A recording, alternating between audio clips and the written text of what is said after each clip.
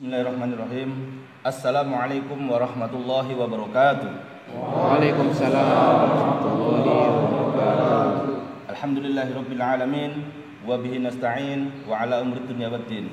Allahumma shalli ala sayyidina Muhammadin wa ashghilid dhalimina bid dhalimin wa akhrijna min bainihim salimin wa ala alihi wa sahbihi ajma'in, amma ba'd. Ini kami melaksanakan salah satu agenda konferensi pers yang menindaklanjuti kegiatan kami, yaitu ingin menyelenggarakan hearing atau audiensi ke DPRD Provinsi Sulawesi Tenggara yang kebetulan sampai hari ini belum bisa diterima karena alasan padat kegiatan. Bahkan kemarin terakhir kami disampaikan untuk menunggu sampai hari Senin oleh tim di DPRD Provinsi Sulawesi Tenggara. Baik, kami dari Forum Tokoh Peduli Umat Provinsi Sulawesi Tenggara pada pagi hari ini bersama para tokoh umat, perwakilan para tokoh umat untuk menyampaikan kritik kami melalui aspirasi umat. Kita sampaikan kritik, kemudian dalam rangka juga muhasabah lil hukam tentang kebijakan-kebijakan pemerintah yang dolim dan khianat terhadap rakyat, yang dimana pada hal ini adalah tentang tolak kenaikan harga BBM, TDL dan gas LPG. Karena ketika pemerintah merencanakan kenaikan harga tersebut, ini sudah pasti mendolimi rakyat. Maka dari itu kami dari Forum Tokoh Peduli Umat atau FTPU Sulawesi Tenggara menyampaikan beberapa hal dan juga pernyataan sikap tentang hal ini. Karena sumber daya alam Indonesia yang begitu melimpah itu menjadi hak rakyat Indonesia, namun pada hal ini dieksploitasi atau diambil alih sebesar-besarnya untuk kemakmuran asing. Padahal dalam amandemen Undang-Undang 1945 Pasal 33 ayat 1, 2, 3 dan sampai 5 itu menegaskan bahwa bumi, air dan yang terkandung di dalamnya harus dikelola oleh negara dan sebesar-besarnya untuk kemakmuran rakyat Indonesia. Baik, ada 3 hal yang penting kami sampaikan dan diwakili oleh para tokoh. Kebetulan kami juga menyampaikan hal ini tentang hal-hal yang penting ini. Yang pertama adalah yang akan disampaikan oleh Bapak Dr. Muhammad Saiful SHMH. Beliau adalah perwakilan dari praktisi hukum yang menyampaikan tentang kebijakan pemerintah ini yang ketika dia dilanjutkan maka berpotensi melanggar hukum. Kepada Bapak Muhammad Dr. Saiful SHMH kami persilakan dengan hormat. Baik, terima kasih kesempatan yang diberikan. Assalamualaikum warahmatullahi wabarakatuh. Alhamdulillahi rabbil alamin. Allahumma salli ala Muhammad wa ala ali Muhammad. Tadi telah disampaikan tentang rencana pemerintah Indonesia untuk menaikkan bahan bakar minyak, tarif dasar listrik dan gas LPG. Tentu dalam perspektif kebijakan negara ini adalah perspektif yang sangat mengabaikan kesejahteraan rakyat. Itu kalau kita lihat dari sudut kepentingan kebijakan negara. Karena dalam teori negara kesejahteraan, para ahli hukum itu sudah menetapkan bahwa negara didirikan itu adalah untuk melayani kepentingan masyarakat. Negara didirikan itu adalah untuk mewujudkan kesejahteraan rakyat. Jadi kalau ada kebijakan-kebijakan pemerintah yang kebijakan itu kemudian tidak berpihak kepada kepentingan kesejahteraan rakyat, maka itu sesungguhnya dalam teori kenegaraan melanggar teori kesejahteraan negara. Itu yang pertama. Yang kedua, suatu negara itu pasti punya yang disebut dengan konstitusi untuk menjalankan kehidupan negaranya. Ini yang disebut dengan ground norm. Nah, ground norm inilah yang akan menjadi pengendali bagi penyelenggara kegiatan negara. Jadi jika suatu penyelenggara kegiatan negara itu melanggar konstitusi atau melanggar ground norm, maka kebijakan yang dilakukan itu adalah bagian dari pelanggaran konstitusi. Kalau itu adalah pelanggaran konstitusi, maka itu adalah bahagian dari pelanggaran hukum. Nah, dalam konteks ketika pemerintah hendak berencana menaikkan bahan bakar minyak, tarif dasar listrik, dan gas LPG, yang kemudian nanti semua kebijakan untuk menaikkan yang disebutkan tadi itu diderivasi atau diturunkan dalam bentuk undang-undang, maka undang-undang tadi jelas pelanggaran terhadap konstitusi. Maka undang-undang yang dikeluarkan itu adalah undang-undang sebagai pelanggaran terhadap tatanan hukum yang ada di negara ini. Kenapa dianggap sebagai sebuah pelanggaran hukum? Kenapa dianggap sebagai tatanan pelanggaran konstitusi? Jawabannya adalah karena menaikkan bahan bakar minyak, menaikkan tarif dasar listrik, menaikkan gas LPG itu adalah bagian dari kebutuhan hidup hajat rakyat, dan itu adalah pelanggaran dari pasal 33 ayat 3 Undang-Undang Dasar 1945 yang sudah disampaikan tadi.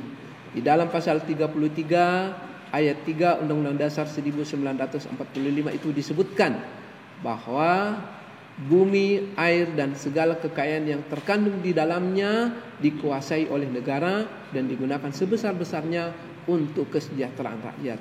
Jadi jelas menaikkan bahan bakar minyak atau BBM, menaikkan TDL, dan menaikkan gas LPG itu adalah sebuah pelanggaran konstitusi. Itu yang pertama. Itu yang kedua. Yang ketiga juga merupakan pelanggaran konstitusi karena menaikkan BBM, TDL, dan gas LPG adalah melanggar tujuan negara Indonesia yang tercantum di dalam pembukaan Undang-Undang Dasar 1945 alinea keempat, yang di situ disebutkan bahwa tujuan pemerintah Indonesia adalah memajukan kesejahteraan umum. Jelas menaikkan BBM, menaikkan TDL, dan menaikkan gas LPG itu adalah melanggar tidak memberikan kesejahteraan kepada rakyat. Jadi kesimpulannya adalah, dalam perspektif saya sebagai seorang akademisi dan juga sekaligus sebagai seorang mewakili praktisi hukum, jelas apa yang dilakukan oleh pemerintah dalam bentuk regulasi nanti undang-undang, maka itu adalah sebuah pelanggaran tatanan hukum dan pelanggaran terhadap konstitusi. Maka kalau itu jadi dilakukan misalnya ke depan nanti undang-undang ini, maka undang-undang ini bisa digugat ke Mahkamah Konstitusi. Karena undang-undang yang dikeluarkan itu adalah bertentangan dengan alinea keempat pembukaan Undang-Undang Dasar 1945 dan juga bertentangan dengan pasal 33 ayat 3 Undang-Undang Dasar 1945. Demikian dari saya dalam perspektif saya sebagai seorang praktisi dan juga akademisi hukum. Terima kasih. Assalamualaikum warahmatullahi wabarakatuh. Waalaikumsalam. Baik, alhamdulillah, itu adalah salah satu yang pertama tanggapan dari salah satu praktisi hukum kita, bahwa ternyata pemerintah ketika benar-benar mau menaikkan harga BBM, TDL, dan gas LPG ini, maka berpotensi melakukan pelanggaran hukum.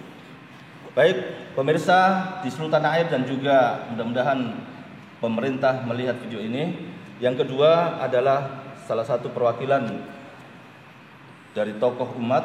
Beliau adalah Dewan Pembina Forum Tokoh Peduli Umat Provinsi Sulawesi Tenggara, Bapak Ustadz Yuslan Aziz Abu Fikri, Sarjana Ekonomi. Kami persilakan dengan hormat.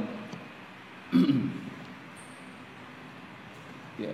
Bismillahirrahmanirrahim. Assalamualaikum warahmatullahi wabarakatuh. Waalaikumsalam warahmatullahi wabarakatuh. Alhamdulillahi rabbil alamin, wassalatu wassalamu ala Rasulillah wa ala alihi washabbihi wa mawala. Saudara-saudara sekalian di seluruh Indonesia, khususnya di Provinsi Sulawesi Tenggara dan lebih khusus lagi yang ada di Kota Kendari, yang mendengar, yang menyimak, yang mengikuti konferensi pers ini, semoga Allah Subhanahu wa taala terus membersamai kita dan juga terus memberikan keistiqomahan serta kekuatan kepada kita semua, dan tentu keberanian dalam menyampaikan kebenaran Islam, melawan setiap kezaliman dan kemungkaran. Takbir. Allah. Kembali kami hari ini dari Forum Tokoh Peduli Umat Kendari, Sulawesi Tenggara, berkumpul di dalam rangka merespon rencana kebijakan zalim yang akan dilakukan oleh pemerintah saat ini yang ingin berencana menaikkan harga BBM, gas LPG 3 kilo, gas melon, dan juga tarif dasar listrik. Sebelumnya, sebagaimana yang tadi sudah disampaikan oleh Ketua Forum, bahwa beberapa waktu lalu, tepatnya pada tanggal 27 April 2022, kami telah mendatangi kantor Dewan Perwakilan Rakyat Daerah Provinsi Sulawesi Tenggara untuk kemudian mendatangi DPRD Provinsi Sultra ini menyampaikan surat audiensi secara langsung untuk memberikan pandangan kami, untuk memberikan pendapat kami dan juga sikap kami terkait dengan rencana dari pemerintah ya, dalam rangka ingin menaikkan harga BBM, gas LPG 3 kilo dan juga tarif dasar listrik, bahwa rencana kenaikan ini adalah merupakan sebuah kebijakan yang zalim, kebijakan yang penuh dengan pengkhianatan terhadap Allah dan Rasul-Nya, dan juga tentu kepada seluruh rakyat Indonesia, tak terkecuali kita yang ada di Sulawesi Tenggara dan khususnya kita yang ada di kota Kendari ini sebagai pemilik sah terhadap seluruh kekayaan sumber daya alam negeri ini, yang harusnya kekayaan tersebut dikelola oleh negara demi sebesar-besarnya kemakmuran dan juga kesejahteraan rakyat. Sekali lagi kita mengingatkan bahwa pemerintah punya tanggung jawab yang sangat besar, punya tugas yang sangat besar dunia akhirat dalam urusan ini. Al-imamu ra'in wa huwa mas'ulun an ra'iyatihi, bahwa yang namanya penguasa, kepala negara, pemerintah adalah pemimpin, dan kepemimpinan tersebut akan dimintai tanggung jawabnya oleh Allah, akan kelak ditanya oleh Allah Subhanahu wa taala di yaumul hisab. Jadi pemerintah harus betul-betul hadir paling depan dalam melayani dan mengurus rakyatnya, bukan justru menjual, berdagang di depan rakyatnya dengan menggunakan logika bisnis, logika untung rugi. Negara harus betul-betul melindungi, negara harus betul-betul menjaga rakyatnya dari semua bentuk kerusakan dan kehancuran, dari segala ketamakan dan kerakusan dari kaum oligarki kapitalis radikal, dari rusaknya peradaban kapitalisme liberal yang sampai detik ini telah menjadi sumber bencana dan malapetaka bagi negeri ini, khususnya kita yang ada di Indonesia ini. Saudara-saudara sekalian, seperti yang sudah kita ketahui bahwa BBM jenis Pertamax ini sudah dinaikkan kemarin beberapa waktu yang lalu dari harga 9.000 menjadi 12.500 per liter, dan sudah ada rencana kuat Pertalite ini juga akan naik, solar ini juga akan naik, listrik juga demikian akan naik, termasuk juga gas LPG 3 kilo juga ini akan naik. Dan ini sudah dikonfirmasi oleh Menteri Keuangan Saudara Sri Mulyani ya, Indrawati, bahwa mereka telah menyampaikan usulan penyelesaian daripada beban subsidi dan kompensasi daripada sektor energi ini, dan ini telah mendapatkan persetujuan dari Badan Anggaran Banggar DPR RI. Nah, kalau sampai ini betul-betul dieksekusi, maka ini jelas-jelas sekali lagi adalah sebuah kezoliman. Maka kami dari Forum Tokoh Peduli Umat ini kembali ingin menegaskan suara penolakan kami terhadap rencana kebijakan yang sangat zolim ini. Karena siapa yang bisa menjamin ya? Siapa yang bisa menjamin bahwa harga BBM ini tidak dinaikkan? Karena kemarin ada isu juga bahwa ini tidak jadi dinaikkan, tidak ada keinginan pemerintah dan seterusnya. Sekali lagi kami tidak akan pernah kendor, kami tidak akan pernah mundur untuk menyampaikan suara penolakan kami. Karena sekali lagi siapa yang akan menjamin bahwa harga BBM ini tidak akan dinaikkan secara tiba-tiba pada malam hari? Ya. Karena selama ini harga BBM ini kalau dinaikkan secara biasanya itu dilakukan secara mendadak, dan biasanya diumumkan di malam hari ketika rakyat ini sudah terlelap tidur. Oleh karena itu kita harus waspada. Kata Bang Napi, ya, ini Bang Napi yang lain, kejahatan itu bukan hanya terjadi pada siang hari, tapi kejahatan itu juga terjadi pada malam hari. Di saat rakyat ini terlelap tidur, maka kita harus waspada ya, khawatir malam-malam tiba-tiba kemudian dinaikkan. Saudara-saudara sekalian, perlu saya sampaikan bahwa rakyat ini sudah begitu sangat menderita akibat kesulitan dan kesusahan ekonomi yang luar biasa. PPN naik, harga-harga barang pokok juga naik. Nah, sekarang ini mau dibuat lagi rakyat ini semakin menderita, semakin sulit, semakin susah, semakin terbebani dengan rencana zalim ini. Kenapa setiap kebijakan dalam pengelolaan negeri ini selalu saja rakyat yang menjadi korban? Alasan atau narasi yang selalu dikemukakan oleh pemerintah, yang digunakan oleh pemerintah adalah agar beban APBN ini bisa berkurang dengan mengurangi subsidi rakyat. Sementara beban rakyat ini tidak pernah dipikirkan. Padahal beban rakyat ini terus bertambah. Apalagi kalau sampai kemudian kebijakan rusak, kebijakan zolim ini jadi dilakukan, ini akan betul-betul menjatuhkan rakyat ke dalam jurang penderitaan yang semakin dalam. Padahal kalau rezim ini betul-betul ingin mengurangi, serius ingin mengurangi beban APBN, kenapa tidak pernah diselesaikan dengan memotong gaji para pejabat, gaji-gaji para pejabat yang sangat yang sangat besar itu? Kenapa tidak dengan cara membatalkan proyek-proyek yang tidak prioritas bagi kepentingan kesejahteraan rakyat Indonesia seperti proyek pindah IKN itu? Atau kenapa kemudian tidak melakukan berbagai efisiensi terhadap seluruh pengeluaran yang telah dikeluarkan oleh pemerintah yang banyak, yang tidak penting, yang tidak berguna? Kenapa selalu saja beban APBN ini dipindahkan ke pundak rakyat dengan dihapusnya subsidi bagi rakyat? Padahal subsidi bagi rakyat itu adalah hak rakyat sebagai kewajiban pemerintah untuk kemudian melayani rakyat, bukan oligarki. Jadi yang namanya BBM murah itu adalah hak rakyat, listrik murah itu adalah hak rakyat, gas LPG 3 kilo dan yang lainnya murah itu juga hak rakyat. Penguasa tidak boleh mencuri hak rakyat dengan dalih membebani APBN. Takbir. Padahal kalau kita lihat saudara-saudara sekalian, dari data yang ada, ternyata setiap kenaikan $1 barel minyak mentah dunia, APBN ini kita justru diuntungkan, saudara-saudara sekalian. Ada pendapatan neto bersih masuk di APBN kita, setiap kenaikan $1 itu sebesar 400 miliar. Luar biasa. Seperti misalnya di awal tahun 2022 kemarin, saat harga minyak mentah ini berada di harga $113 per barel, ternyata ada pemasukan di APBN kita kurang lebih 20 triliun lebih.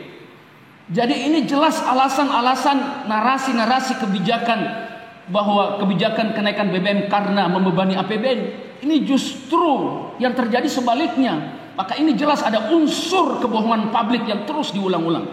Begitu juga alasan atau narasi yang juga terus dipakai oleh pemerintah menaikkan harga BBM ini, yaitu terkait dengan kenaikan harga minyak mentah dunia.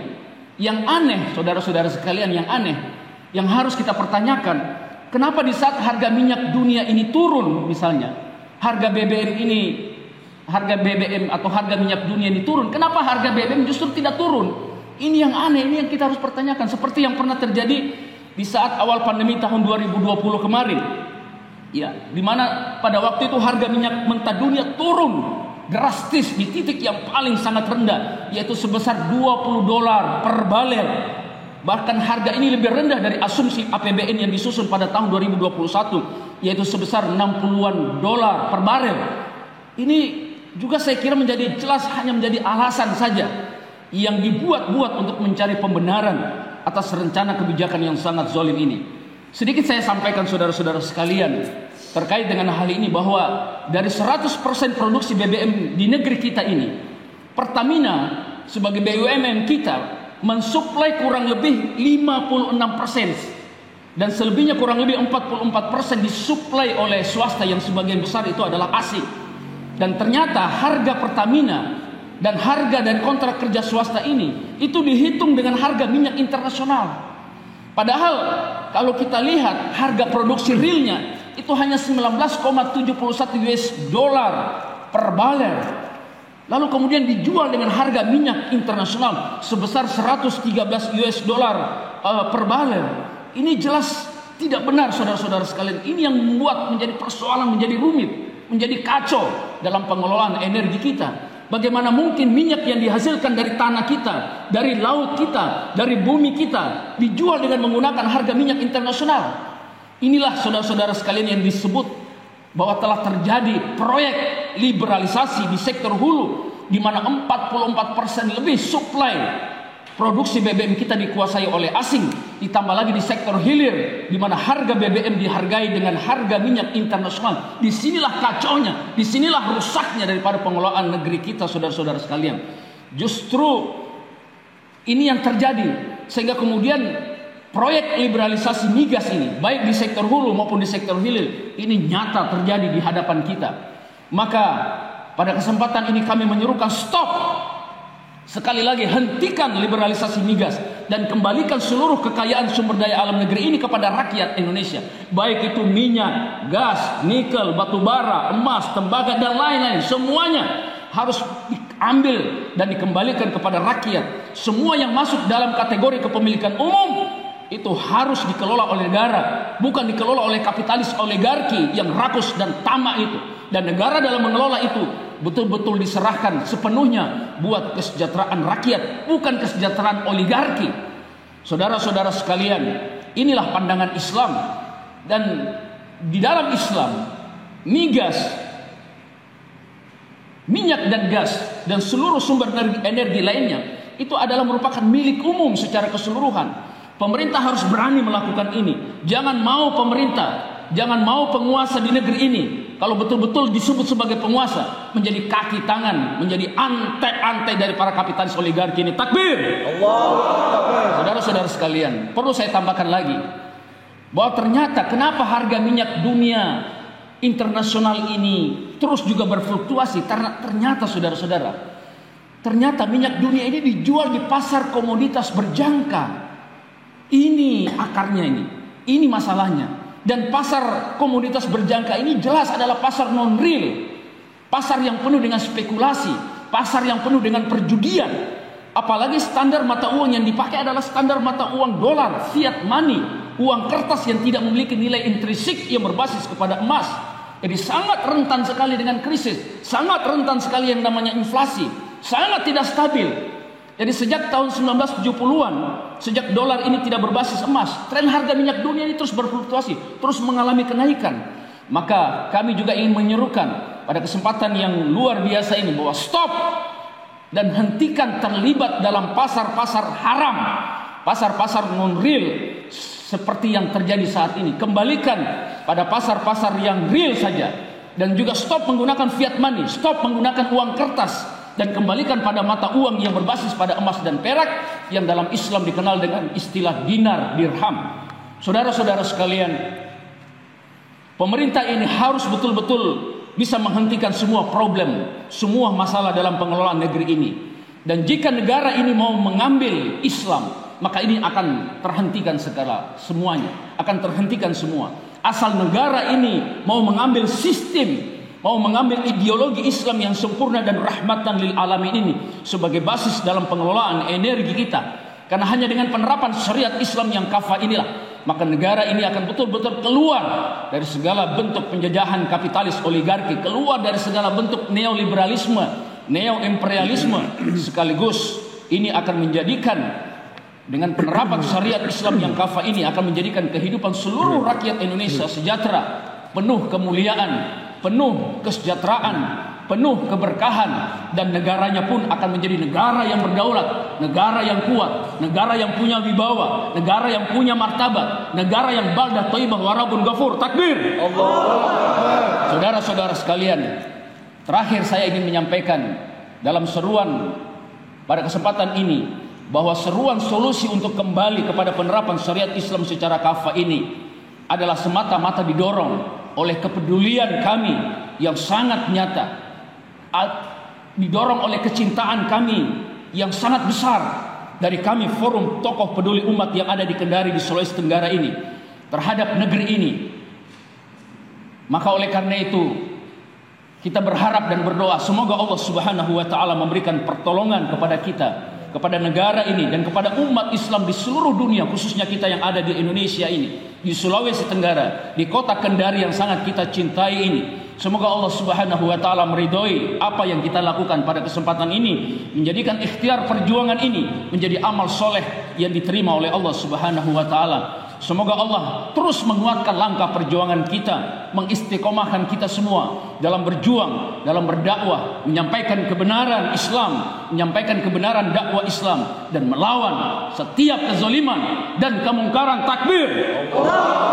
Walafu minkum, barakallahu fikum. Assalamualaikum warahmatullahi wabarakatuh. Waalaikumsalam warahmatullahi wabarakatuh. Ya, alhamdulillah, itu adalah penyampaian Yang kedua, dari Dewan Pembina Forum Tokoh Peduli Umat Provinsi Sulawesi Tenggara yang begitu bersemangat dan betul-betul memang harus bersemangat. Saudara-saudara, Bapak Ibu sekalian dan juga pemirsa yang ada di seluruh tanah air, kami datang bukan hanya mengkritisi, bukan hanya mengoreksi, dan bukan juga hanya menyampaikan kedoliman dan kekhianatan para pemegang tampuk kekuasaan dalam mengurusi rakyat. Namun kami datang dengan menawarkan solusi yang insya Allah jika diterapkan akan menjadi negara yang baik, negara yang makmur, sebagaimana dikatakan baldah thayyibah wa rabbun ghafur, yang insya Allah pada kesempatan yang ketiga yang akan disampaikan oleh salah satu mubalik Provinsi Sulawesi Tenggara yang akan memberikan solusi yang insya Allah solusi yang hebat, luar biasa, yang tidak ada tandingannya, yaitu solusi Islam. Baik, kepada yang terhormat Al-Mukarram wal Muhtaram Bapak Ustadz Muhammad Yasin SPD MPD, kami persilakan dengan hormat.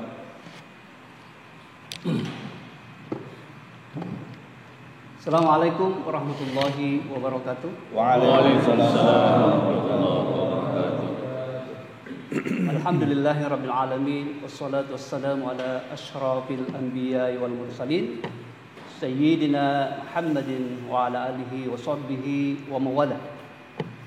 Saudara-saudara sekalian, para pemirsa dimanapun Anda berada, yang menangkap konferensi pers pada pagi hari ini sebuah kebijakan yang harus kita tolak nantinya ketika pemerintah akan menaikkan gas LPG, listrik, dan bahan bakar minyak. Pemirsa yang dimuliakan Allah Subhanahu wa taala, bagaimana syariat Islam dan khilafah itu mampu menyelesaikan berbagai macam problematika manusia, termasuk di dalamnya adalah pengelolaan sumber daya energi.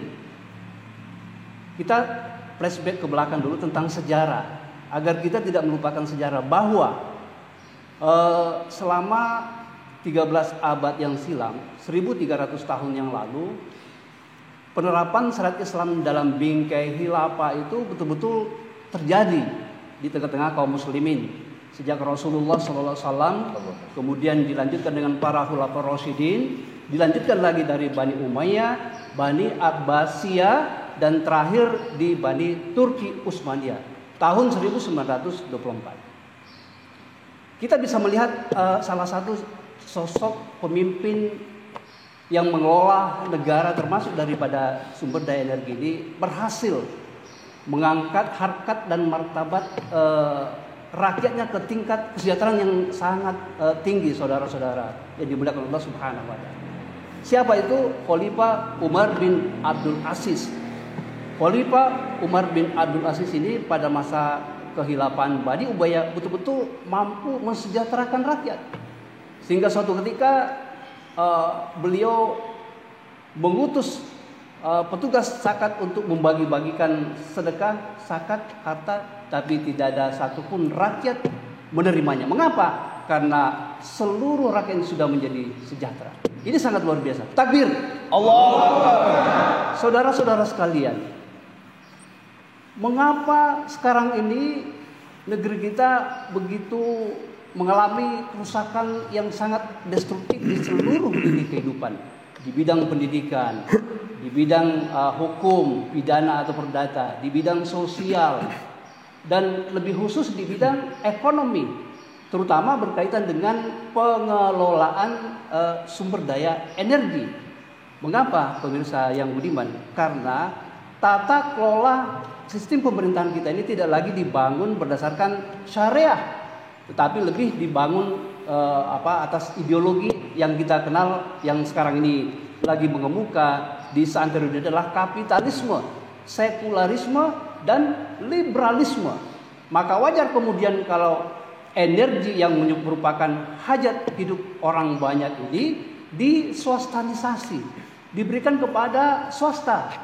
oleh kaum oligarki yang serakah ini untuk kemudian menguasai aset-aset strategis milik umat yang itu kemudian dieksploitasi dari hulu. Bayangkan, dari hulu eksplorasi sampai kemudian di sektor hilir yang mereka para pengusaha kelas kakap ini merampok hak kepemilikan masyarakat ini, terutama energi yang di situ ada gas, ada listrik. Kemudian BBM ini dieksploitasi demikian rupa. Maka ini sangat berbahaya. Pemimpin seperti ini adalah pemimpin yang sangat dolim. Mengapa? Karena dia merampas hak kepemilikan yang sejatinya di dalam Islam itu adalah kepemilikan umum, tapi mereka eksploitasi. Kemudian mereka layak tampil sebagai pedagang, kemudian berbisnis dengan rakyatnya. Ini adalah perbuatan yang sangat zalim yang harus ditolak. Takbir! Allah. Saudara-saudara sekalian, pada kesempatan ini saya ingin menjelaskan bagaimana kehilafaan Daulah Islamiyah di dalam mengatur energi ini. Ya, di dalam sistem ekonomi Islam itu dijelaskan tentang al-milkiyatul ammah, kepemilikan umum, yang dimana nanti khalifah Raisud Daulah, khalifah nantilah yang memiliki hak prerogatif dari Allah Subhanahu wa taala untuk kemudian mengelola kepemilikan umum ini, kemudian nanti akan diserahkan kepada hak yang memiliki pemilik daripada umum ini. Yaitu siapa? Rakyat. Sebagaimana hadis Rasulullah sallallahu alaihi wasallam yang diriwayatkan oleh Imam Abu Daud, Rasulullah bersabda, "Al-muslimuna surakau fi salazin.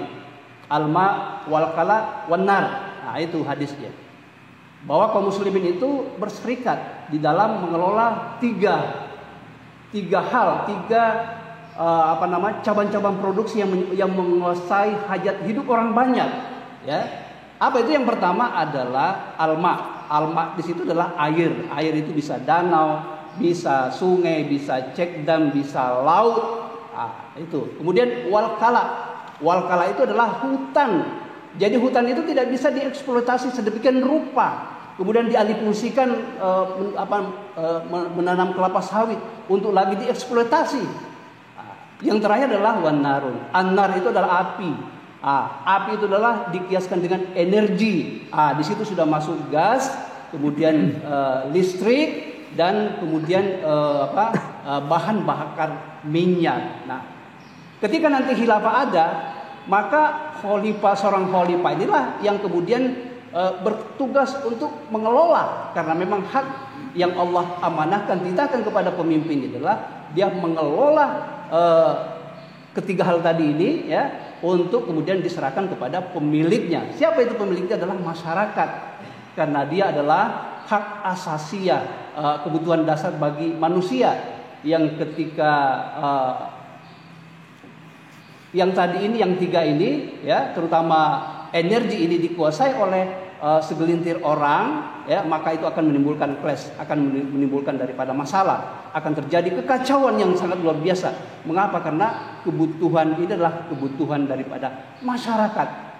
Saudara-saudara sekalian pemirsa yang dimuliakan Allah Subhanahu wa taala dimanapun Anda berada. Maka selama negeri kita ini dikelola secara kapitalis, secara liberal, maka selama itu terus-menerus terjadi kezaliman yang dilakukan oleh penguasa. Karena mengapa? Karena asasnya memang sudah salah, ya. Dalam sebuah kaidah fikih dikatakan bahwa mabunia ala asasin batil, sesuatu yang dibangun daripada asas yang batil, apa kebatilannya? Adalah sekularisme, liberalisme, liberalisasi sektor migas, diserahkan kepada swasta. Padahal ini adalah milik umat, diperdagangkan lagi. Bayangkan, milik rakyat itu kemudian orang serakah yang tidak bertanggung jawab, yang zalim ini merampas hak milik kita, kemudian dijual kepada kita. Apakah ini bukan kezaliman, saudara-saudara sekalian? Maka ini harus ditolak. Takbir! Allah! Saudara-saudara sekalian yang budiman, pemirsa dimanapun Anda berada, maka disinilah kemudian formalisasi syariat Islam dalam bingkai khilafah itu terus kemudian didorong. Terus kemudian kita dorong, ya, terutama bagi para ulama, para alim ulama. Ya, mengapa? Karena ulama itu adalah makhluk yang sangat takut kepada Allah Subhanahu wa taala. Dan ulama juga harus berada di garda paling depan untuk kemudian berdakwah. Berdakwah apa? Dalam rangka amar ma'ruf nahi munkar. Bukan hanya sekedar mengajak kepada yang baik, tapi juga ulama khususnya itu berada di garda paling depan untuk menyeru kepada, mencegah daripada perbuatan munkar. Perbuatan keji dan munkar yang sangat besar, yang merupakan kemaksiatan yang paling besar ini adalah diterapkannya sistem kapitalisme, sekularisme, dan liberalisme. Maka tidak ada jalan lain kecuali kita kembali kepada khilafah. Apalagi sudah ada contoh yang telah ditawarkan oleh Rasulullah, Nabi kita yang mulia, baginda Muhammad Sallallahu Alaihi Wasallam. Saya ingin mengutip kaul ulama, perkataan ulama, yakni Syekhul Islam Imam Ibnu Taimiyah di dalam kitab Majmu'ul Fatawa. Beliau menjelaskan bahwa menegakkan imarah, ya, atau khilafah itu adalah sebuah kewajiban yang dengan kewajiban ini kita bisa mendekatkan diri kepada Allah Subhanahu wa taala. Mengapa? Karena dengan taqarrub, mendekatkan diri kepada Allah Subhanahu wa taala ini dikatakan sebagai afdalul, kewajiban yang paling utama, ya. Kewajiban yang paling utama, afdalul qurubat, kewajiban yang paling utama.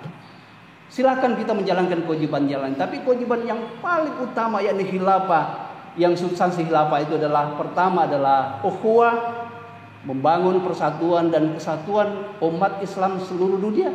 Dan yang kedua adalah syariah, termasuk di dalamnya bagaimana khalifah nantinya mengatur sumber daya energi ini. Kemudian yang ketiga, tentunya di dalam khilafah nantinya akan terus-menerus terlaksana yang namanya dakwah dan jihad. Disitulah kemudian keberkahan Islam itu akan terjadi. Tidak seperti sekarang, bukan berkah tetapi adalah laknat, musibah, bencana di mana-mana.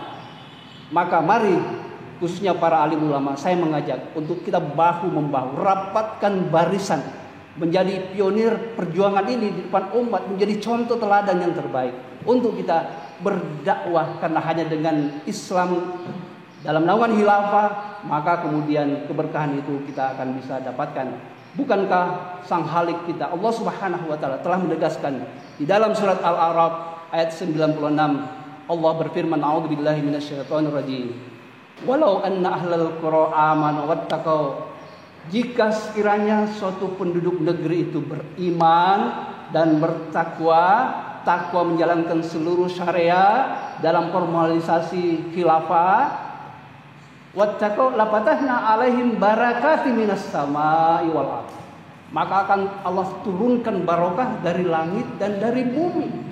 Ketika hujan turun, kemudian itu memberikan manfaat bagi manusia, manfaat bagi hewan, manfaat bagi tumbuh-tumbuhan, ya. Bukan malah curah hujan itu tinggi dijadikan alasan untuk kemudian terjadi banjir bandang, menyalahkan Allah. Padahal ini kesalahan daripada manusia.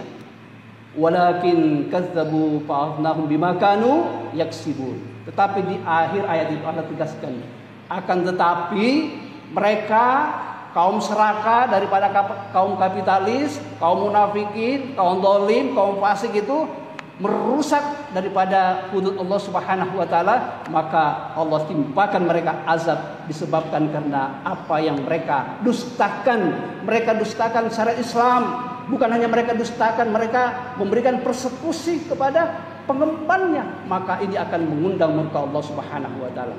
Maka di akhir konferensi pers ini perwakilan daripada ulama, khususnya para ulama, mari kita rapatkan barisan untuk kemudian menyeru kepada saudara-saudara kita untuk menegakkan janji Allah Subhanahu wa taala. Ingatlah bahwa khilafah itu adalah fardun waddun, kewajiban yang dijanjikan. Jadi kita harus bersabar. Ini adalah sebuah kewajiban yang Allah janjikan. Kita lihat Allah Subhanahu wa taala tegaskan di dalam surat An-Nur ayat 55. A'udzubillahi minasyaitonirrajim. Wallahu alladziina aamanu minkum. Allah berjanji, tidak mungkin Allah mengingkari janjinya kepada orang yang beriman, wa amilus shalihat, kemudian menjalankan amal soleh secara kafah, ya. la yastakhlifannakum fil ard, akan mereka menjadikan mereka berkuasa kama stakhlafal ladzina min qablihim, sebagaimana orang-orang dulu berkuasa. Yakinlah bahwa tidak lama lagi, dalam waktu yang dekat, insya Allah janji ini benar-benar terwujud. Takbir! Allah! Takbir! Allah! Takbir! Allah! Demikian, Assalamualaikum warahmatullahi wabarakatuh. Waalaikumsalam warahmatullahi wabarakatuh. Alhamdulillah, itu adalah solusi yang kami tawarkan, yang kami ambil dari Islam. Karena selain Islam tidak mungkin bisa baik, karena Islam merupakan dari Allah Subhanahu wa taala. Bagaimana mungkin bisa dikalahkan oleh manusia?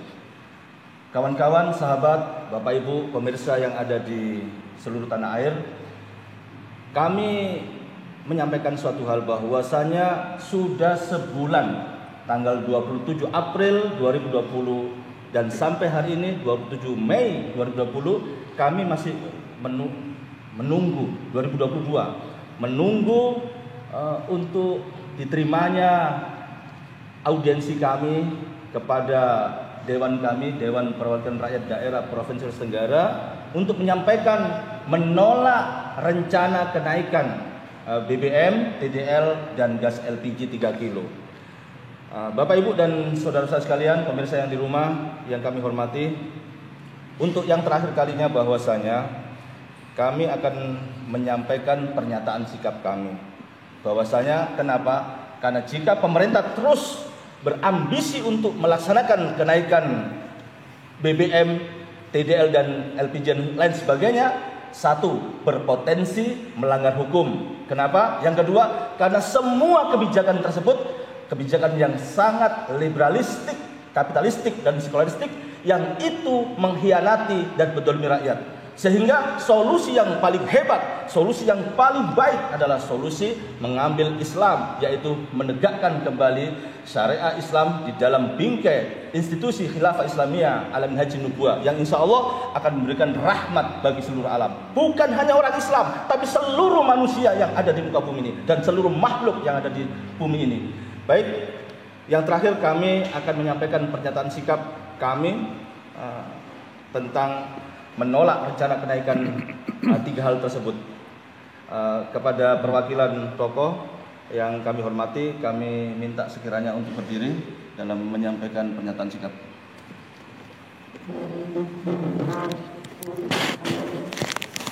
Bismillahirrahmanirrahim.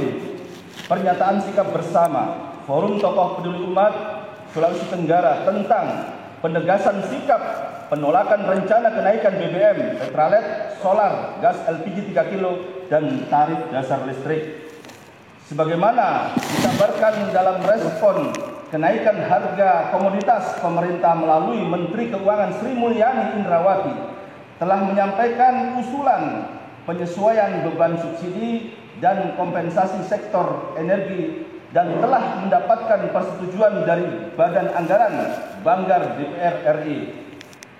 Asumsi harga minyak mentah Indonesia yang digunakan dalam APBN 2022 sebesar $63 per barel, yang awalnya dijadikan patokan, saat ini nilai harga minyak mentah Indonesia berada di atas $100 per barel, yaitu $102,5 per barel.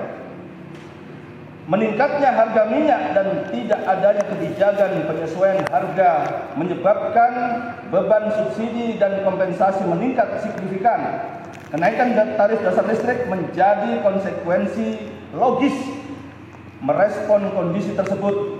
Sementara itu tidak ada jaminan harga BBM jenis Petralet, solar, dan gas LPG 3 kilo tidak ikut merangkak naik. Terlebih lagi, Menteri Keuangan sudah menyampaikan adanya kerugian yang dialami Pertamina dan PLN. Berkenaan dengan hal itu, kami para tokoh peduli umat yang sangat konsen dan peduli terhadap berbagai permasalahan bangsa dan keumatan yang tergabung dalam Forum Tokoh Peduli Umat Sulawesi Tenggara menyampaikan pendapat dan pandangan sebagai berikut. 1. Bahwa sejatinya tugas utama pemerintah adalah mengurusi dan melayani rakyat. Hubungan yang harus dibangun adalah hubungan yang melayani, dan meringankan beban penderitaan rakyat, bukan justru berdagang dengan menggunakan logika untung rugi. Rasulullah Muhammad SAW telah menegaskan dalam sabdanya akan peran dan tanggung jawab pemimpin negara.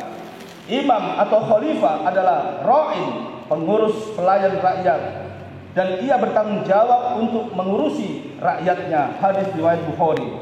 2.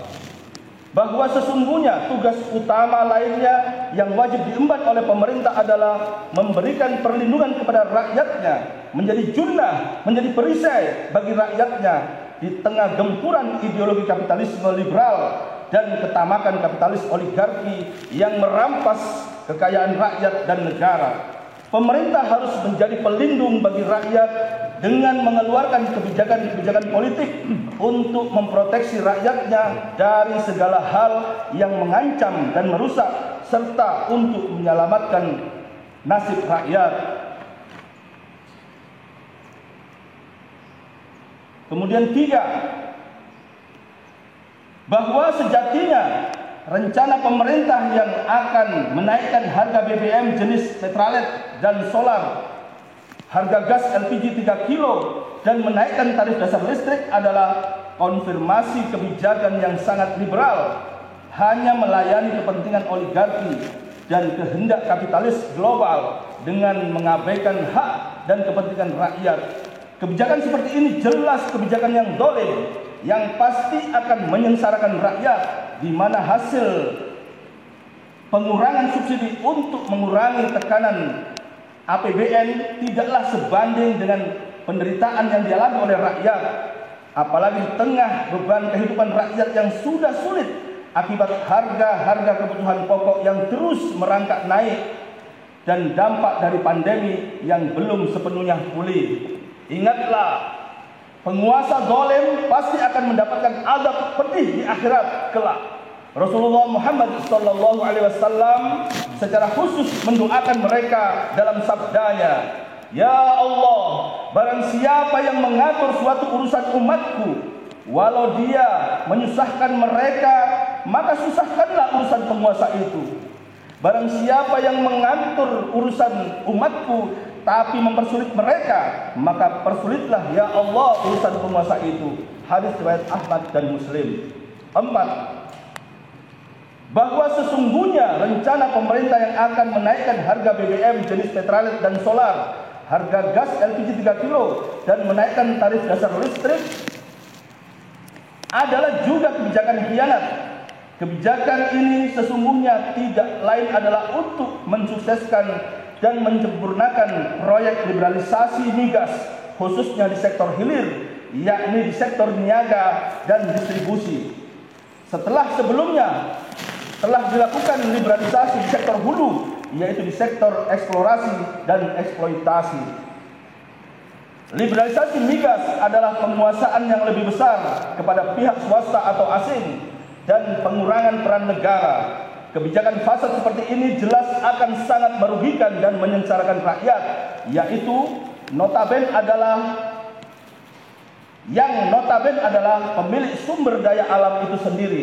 Rasulullah Muhammad SAW bersabda, kaum muslim berserikat dalam 3 perkara, yaitu padang rumput, air, dan api. Hadis riwayat Abu Dawud dan Ahmad. Kebijakan liberalisasi migas ini sesungguhnya hanya untuk melayani kepentingan oligarki dan tuntutan kapitalis asing dengan mengabaikan hak dan kepentingan rakyat. Maka kebijakan rencana kenaikan harga BBM, LPG, dan TDL adalah bentuk pengkhianatan terhadap rakyat yang sangat nyata. Berkenaan dengan pendapat dan pandangan tersebut, kami dari Forum Tokoh Peduli Umat Provinsi Sulawesi Tenggara menyampaikan pernyataan sikap bersama. 1. Menolak dengan tegas rencana pemerintah untuk menaikkan harga BBM, LPG, dan TDL, karena rencana itu adalah kebijakan zalim dan khianat yang akan menambah kesengsaraan dan penderitaan rakyat. 2. Menuntut kepada pemerintah selaku penanggung jawab, pelayan, dan pemelihara segala urusan rakyat untuk segera menghentikan dan membatalkan segala kebijakan liberalisme migas dan seluruh kekayaan sumber daya alam lainnya, karena sejatinya hal ini bertentangan dengan syariat Islam, di mana dalam pandangan Islam seluruh kekayaan sumber daya alam adalah milik umum yang pengelolaannya diserahkan kepada negara yang hasilnya semata-mata diperuntukkan bagi sebesar-besarnya kemakmuran dan kesejahteraan rakyat. 3. Menyeru kepada pemerintah dan seluruh rakyat Indonesia dimanapun berada, tak terkecuali di Provinsi Sulawesi Tenggara, untuk mengambil Islam semata sebagai solusi hak dan tuntas, menerapkan syariat Islam secara kafah sebagai solusi bagi seluruh problematika yang mendera negeri ini. Dengan menerapkan syariat Islam secara kafah, Indonesia akan bisa betul-betul terbebas dari cengkraman neo-imperialisme dan neoliberalisme yang dijajakan ideologi kapitalisme yang telah menimbulkan bahaya dan bencana bagi seluruh umat dan bangsa ini, sekaligus akan menghantarkan Indonesia menjadi negara yang berdaulat, baldatun, thayyibatun, warabbun ghafur. Demikian pernyataan sikap bersama ini disampaikan Kendari 27 Mei 2020. Hasbunallahu wa ni'mal wakil, ni'mal maula wa ni'man nasir. Wassalamualaikum warahmatullahi wabarakatuh. Takbir. Allah